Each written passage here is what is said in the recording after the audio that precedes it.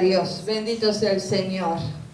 Estaba pensando en lo que Ana María decía recién, de ver a Nati sirviendo al Señor. Amén.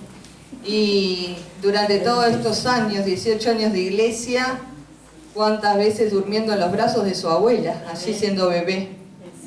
Escuchaba, era una bebé que se portaba bien. Y después dormía en los brazos de su abuela. ¿Cuántos recuerdan eso? Amén. Y ahora sirviendo al Señor. Y sabe que el otro día, pasó también, Ana María nos lo dijo, una curiosidad. Estábamos en la casa de nuestros hermanos, de Magdalena y de Martín, y estaban sus nietitas, y Josefina es la que va al jardín. Y después que terminamos la mini reunión, Josefina decía que quería decir algo, quería hablar, y Magdalena entendía que quería hablar conmigo. Porque ella, mire, el año pasado, cuando terminó el 2023, el último mensaje que recibí fue de Josefina, un audio de "Te amo, pastora". Era chiquita, o sea que terminé re feliz el año. Y el otro día quería hablar con alguien y Magdalena entendía que quería hablar conmigo. Y yo le digo, pero hablame, decime, contame. Y se quedaba ahí, le digo, ¿querés hablar a solas? ¿Me querés decir algo a solas? Y no era conmigo. Era con Ana María que quería hablar. ¿Y qué fue que te dijo? Tremendo. Me dijo que yo quería decirte que Jesús es el que nos da la fuerza. Tremendo. Solamente eso. Solamente eso. Y me acordé del Salmo 8, que dice que de los niños y de los que maman Dios fundó la fortaleza. Amén. ¿Sí? Entonces, tremendo, ¿no? Qué bueno que se levante una generación que pueda estar instruida en los caminos del Señor, que amen a Dios, ¿no? Y que a su vez ellos siendo pequeños le dan ánimo a los más ancianos, que Jesús es nuestra fortaleza. Tremendo. Quería compartírselo porque la verdad que fue algo tremendo. Y bueno, vamos a abrir nuestras Biblias en Hebreos capítulo 4, capítulo 3, versículo 19 al 3. Vamos a estar leyendo. Capítulo 3, versículo 19 y después está el capítulo 4, del 1 al 3. ¿Y cuántos reconocen la bondad de Dios sobre su vida? Amén. Amén. Gloria a Dios.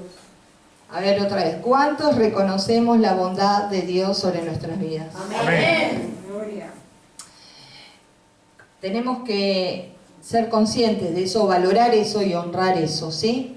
La bondad de Dios sobre cada una de nuestras vidas. Desde que el Señor nos ha llamado a sus caminos, aún desde antes yo creo que siempre nos guardó, pero cuando nos llamó a su camino, Él se comprometió con preciosas, decirle a tu hermano, con preciosas promesas para tu vida. Se comprometió no solo con la promesa de salvación, para darte seguridad en este mundo y darte seguridad en la eternidad, sino que Dios se ha comprometido en bendecirte y guardarte y prosperarte en todos los ámbitos de tu vida, en todas las áreas de tu vida. Sé que a veces hay que esperar sus tiempos, porque sus tiempos a veces no son los nuestros, pero el plan de Dios, el propósito de Dios, hermano, siempre es que la luz del justo sea como la luz de la aurora, que va en aumento hasta que el día es perfecto. Decirle a tu hermano, tu postrer estado es mejor que el primero. Va a ser mejor que el primero. A ver, los que están atrás, porque los que están atrás... Dígale a los que están atrás, tu postrer estado, hermano, créele a Dios, va a ser mejor que el primero.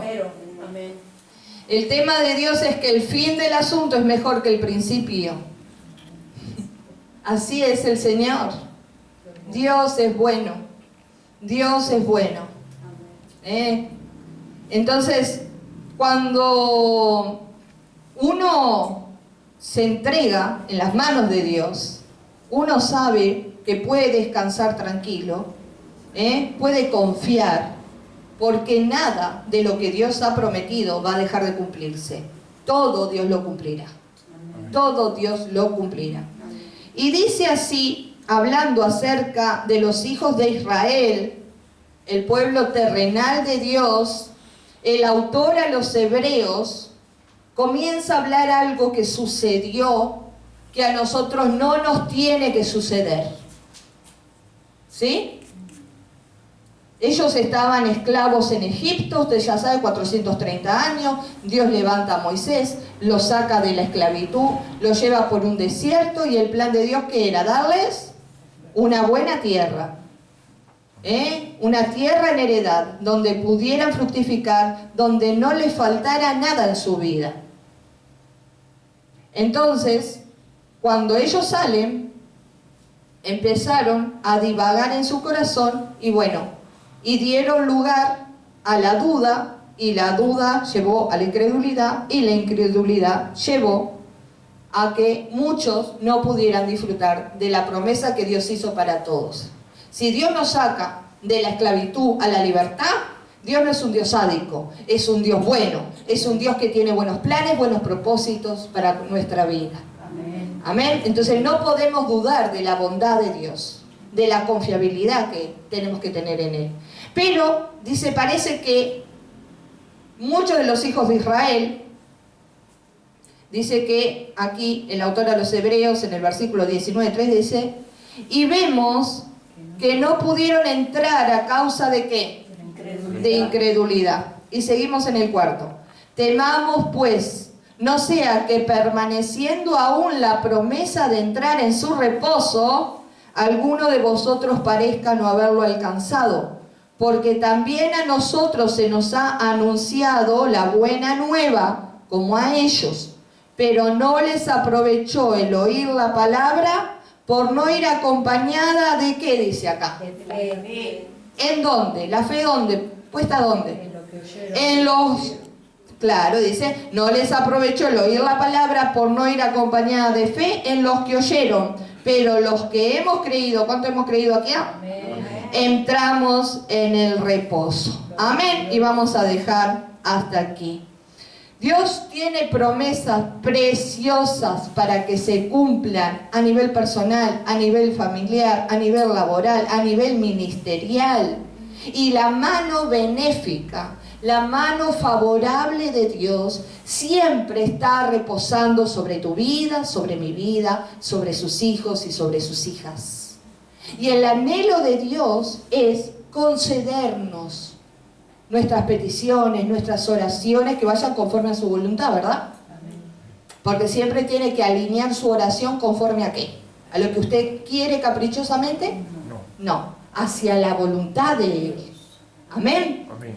Entonces, la mano de Dios siempre está sobre nuestra vida. Mira, hermanos, si la mano de Dios no estuviera sobre nuestra vida, si su presencia no nos acompañara a diario, ya el enemigo nos hubiera derrotado. Pero la mano de Dios estuvo sobre los hijos de Israel en el desierto. La presencia de Dios los acompañaba de día en forma de nube y de noche en columna de fuego. Ninguno de sus enemigos podía prevalecer contra Israel, contra los hijos de Israel. Y así como fue con Israel, es con la iglesia, es con nosotros. La presencia de Dios estará como una nube, estará como un muro de fuego, estará el Señor alrededor de su pueblo como poderoso gigante, pero ningún enemigo va a poder prevalecer contra tu vida cuando la presencia de Dios está allí en medio tuyo. Así que externamente, no hay nada que temer. Decirle a tu hermano, externamente de tu vida no hay nada que temer. Externamente de tu vida no hay nada que temer. Camina confiada, camina confiado, da pasos en fe, camina tranquilo, que exteriormente ningún enemigo puede hacer nada contra ti. Pero hay otro enemigo que ese es el peor de todos. Y no es externo, que es interno. Decía tu hermana, tenés un enemigo que es interno y sos vos mismo. Pero esa no la tenía. Yo tengo una enemiga que es interna y soy ¿quién? Yo misma. Yo me autosaboteo. ¿Ustedes se autosabotean? ¿Verdad? Y después te...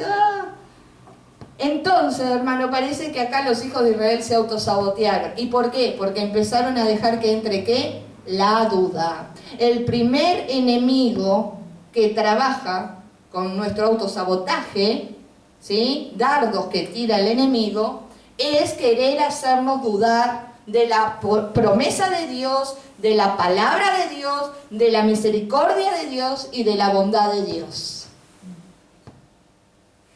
¿Entiende? Y lo más grande, mire, aparte de Jesús y aparte de todos los beneficios que Dios nos da, hay algo que es, para mí es una de las cosas más grandes que una persona puede tener, y es el dar su palabra. Y Dios nos dio su palabra. Y cuando Él da su palabra, Él la cumple. Amén. Y Él le dio su palabra a los hijos de Israel. Y Él nos da su palabra a nosotros. Y la palabra de Dios es plenamente confiable. Porque Dios lo ha demostrado, Dios lo demuestra.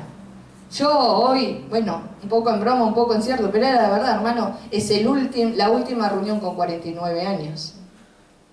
Y en 49 años, como le decía hoy al comienzo, me faltarían mis palabras de gratitud para agradecerle a Dios todo lo que ha hecho por mi vida.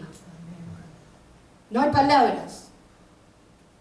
Más que a veces llorar en su presencia, porque la verdad que, hermano, si uno empieza a hacer memoria desde el momento de mi concepción, mi nacimiento, mi crecimiento y todo lo demás que me ha tocado, he visto la mano de Dios obrando siempre.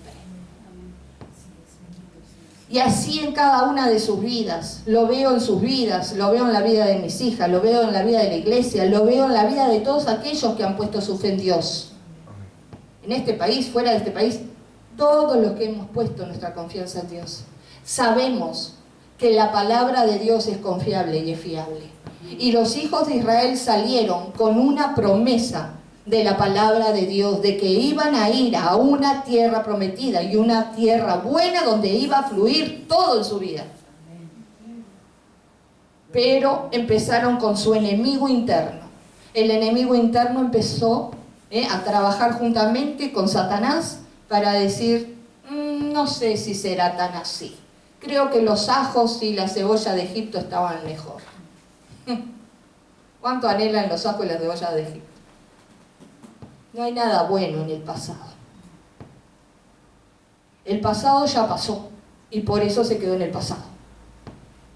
Lo bueno de Dios está en el presente y está en el futuro. En lo que Dios ha prometido que hará por tu vida y por mi vida. Por su iglesia.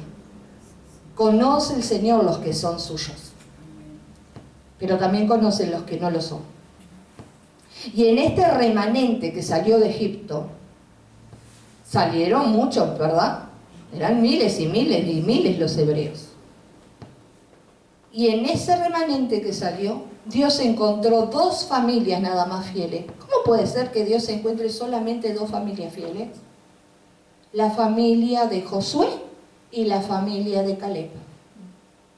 No vamos a ir a números ahora y todo, al Pentateuco, ¿no? Si no, no terminamos más. ¿No? Pero Dios encuentra en estos hijos de Israel a casi todos que empezaron a dudar de la bondad de Dios. Y la duda los llevó a la incredulidad, a endurecer su corazón contra el Señor. Y la incredulidad los llevó a perder la promesa de disfrutar la bendición de Dios. Así que decirle a tu hermano, no tomes hacia la liviandad cuando te pones a dudar de Dios y empieces a tener incredulidad. Combatila. Yo me acuerdo que a veces predicaba esto en la radio, y alguna vez creo que aquí, pero el Señor me refrescaba hoy Cuando viene la duda hay que combatirla, y cuando viene la incredulidad aún más. Porque es como un boxeador que se levanta delante nuestro, para que no le creamos a Dios. Por eso tenemos que combatir la incredulidad. Es como que usted es un boxeador y la incredulidad es un boxeador. Así que remánguese bien y dele un buen puñetazo a la incredulidad y siga hacia adelante creyendo en lo que Dios le promete. Amén. Porque acá en los hijos de Israel, ¿qué pasó? Muchos de ellos dejaron entrar eso y dudaron de la bondad de Dios. Eso es lo peor, hermano, dudar de que Dios es bueno, de que su bondad está siempre a favor nuestro. Eso es lo peor que puede hacer el creyente. Así como los hijos de Israel, la iglesia, nunca dude de la bondad de Dios. Nunca deje que la incredulidad se haga nido en el corazón. No, porque nosotros tenemos promesas de sanidad, nosotros tenemos promesas de fortaleza, nosotros tenemos promesas de prosperidad. No deje que la incredulidad haga nido, porque la incredulidad del creyente limita la palabra de Dios y limita el obrar de Dios en nuestra vida. ¿Entendió? Lo decimos todos juntos.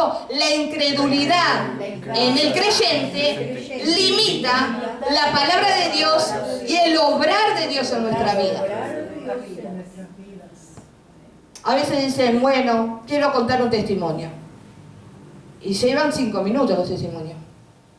Pero a veces, de esos 5 minutos, 4 minutos solo hablando de lo que hace el enemigo y medio segundo hablando de lo que Dios hizo. ¿La gloria para quién tiene que ser? Para Dios siempre. Para Dios. ¿Cierto, hermano? La gloria es para Dios. Si yo voy a contar algo, voy a contar lo que Dios hizo. Voy a contar la bondad de Dios. Voy a contar lo que Él hace. ¿Qué me importa lo que haga el enemigo si ya fue vencido en la cruz hace más de 2000 años?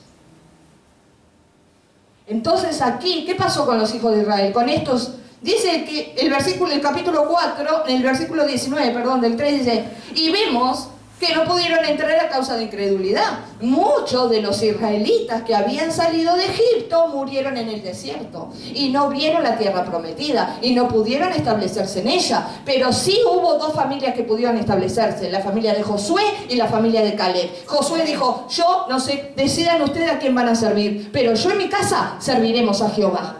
Y Dios lo premió. A su nombre y al pueblo de Dios. Y Caleb también, se ha pegado ahí a Josué.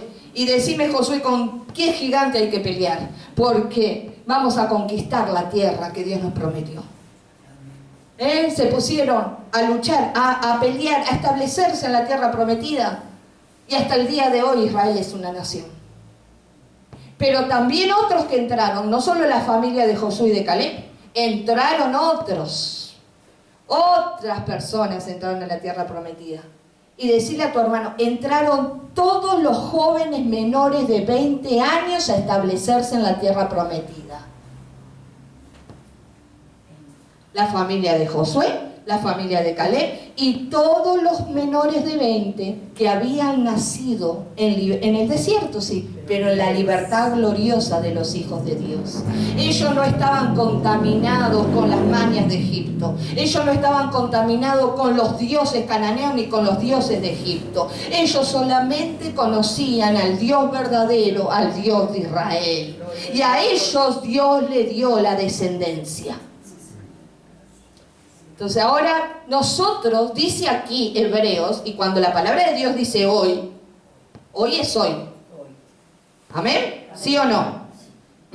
Dice versículo, capítulo 4. Temamos pues, no sea que permaneciendo aún la promesa de entrar en su reposo alguno parezca no haberlo alcanzado, porque también a nosotros, y cuando habla de nosotros, ¿de quién es?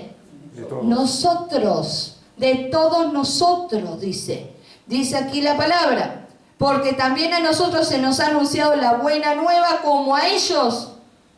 A ellos no les aprovechó el oír la palabra porque no hubo fe en los corazones de ellos. Pero nosotros hemos, ¿qué dice acá? Creído. Y nosotros tenemos que creer hoy. Tenemos que creer hoy de que hay cosas buenas de Dios preparadas para cada una de nuestras vidas, Amén. para nuestra familia. Y aún podemos, orando en oración, hacer que Dios tenga misericordia de esta ciudad, de cada barrio, de esta ciudad, de este país y de cada lugar donde se invoque su nombre. Aún podemos alcanzar eso, poder vivir en paz. Jeremías dice, oren por la paz de la ciudad en donde están viviendo, porque si hay paz en esa ciudad, ustedes también van a tener paz.